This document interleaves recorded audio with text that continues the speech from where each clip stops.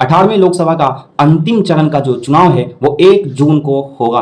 Voting जो है वो 1 जून को होगा और उसके बाद 4 जून को सबों को मालूम चल जाएगा कि इस उथल पुथल की राजनीति में आखिरकार हुआ क्या। तो जनता भी करेगी इंतजार, लेकिन एक बात है, जनता जरूर सोच रही होंगी कि कम से कम इस बार जो सरकार आए वो हम लोगों के हित में ज्यादा से ज्यादा कार्य करें। लेकिन हमें उम्मीद किस सरकार से है ये कहीं ना कहीं जनता स्वयं समझे और जो है इस चीज को जो है ज्यादा से ज्यादा लोगों तक पहुंचाएं। और एक बात है कि जनता जो है डिपेंड करती है डेमोक्रेसी के अंदर जो है पॉलिटिशियंस पर। अगर जनता जागरूक रहती है तो डेमोक्रेसी भी जिंदा रहता है और पॉलिटिशियंस भी जो है सही रास्ते पर कार्य करता है। तो आप केवल पॉलिटिशियंस को जो है क्लेम नहीं कर सकते कि वो बेहतर नहीं है, बल्कि आप अपने अंदर भी मतलब उन चीजों को ढूंढिए कि क्या आप लोकतंत्र के हितैषी हैं, क्या आप लोकतंत्र में जो है रहने लायक हैं। लोकतंत्र का अर्थ होता है हर प्रकृति में जो है एक प्रकार से सवाल जवाब तर्क वितर्क करना, लेकिन जिस परिस्थिति के साथ आज माहौल को ढाला जा रहा है उसमें कहीं ना कहीं ये जो फ्रीडम ऑफ स्पीच है और एक्सप्रेशन है इसी को डुबो दिया गया है। हमारी देश की मीडिया 161वें रैंक पर है और गर्व होता है उन सबों को आकर के मीडिया को जो है चैनल्स के अंदर आकर के जब रिपोर्ट करती है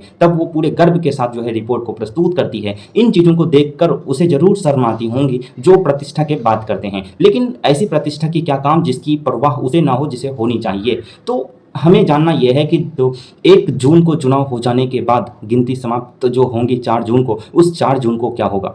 4 जून को कुछ भी हो, मैं तो यही कहूंगा कि आप लोग एकता बनाकर रखिएगा। समाज में कोई भी परिवर्तन राजनीति के अंदर आए, जब तक आपके अंदर परिवर्तन नहीं आएगा वो राजनीति आपके हित के बाहर कुछ भी नहीं कर सकता। अगर आप लोग विभेदीकरण की राजनीति में रहेंगे, आप लोग अगर विकेंद्रित रहेंगे, आप लोग अगर समाज के अंदर धर्म के नाम पर, नस्ल के नाम पर, जाति के नाम पर बटे रहेंगे, तो फिर आपका जो है कोई भी सत्ता में आ जाए वो शोषण ही करेगा। सबसे पहली जो बात यह है, अगर विकास आप समाज में चाहते हैं, अगर जो है डेवलपमेंट हमारी राजनीति करे, ये बात अगर आप सोच रहे हैं तो फिर आपको सबसे पहले इस चीज पर तटस्थ होना होगा कि समाज के अंदर मौजूद सभी वर्ग, हिंदू, मुस्लिम, सिख, ईसाई, जैन, पारसी, जितने भी बौद्ध, सब के सब जो है वहाँ यहाँ के अंदर भारत के अंदर जो है आपस में भाईचारे के साथ रहने की जो है प्रतिबद्ध हैं। इसके एवज में अगर आप सोच रखते हैं तो फिर जो है हित में जो है समाज के अंदर परिवर्तन होगा। सरकार किसी की भी आए, डिमांड अगर आप करेंगे तो डिमांड बेस्ड पॉलिटिक्स होगी, लेकिन जब आप बट जाएंगे तो फिर डिमांड करने से कोई फायदा नहीं होता। वहाँ पर जो है वोट बैंक की राजनीति होती है और वोट बैंक की राजनीति में कुछ लोगों का जो है दमन होता है, कुछ लोगों को कुचला जाता है। तो इसलिए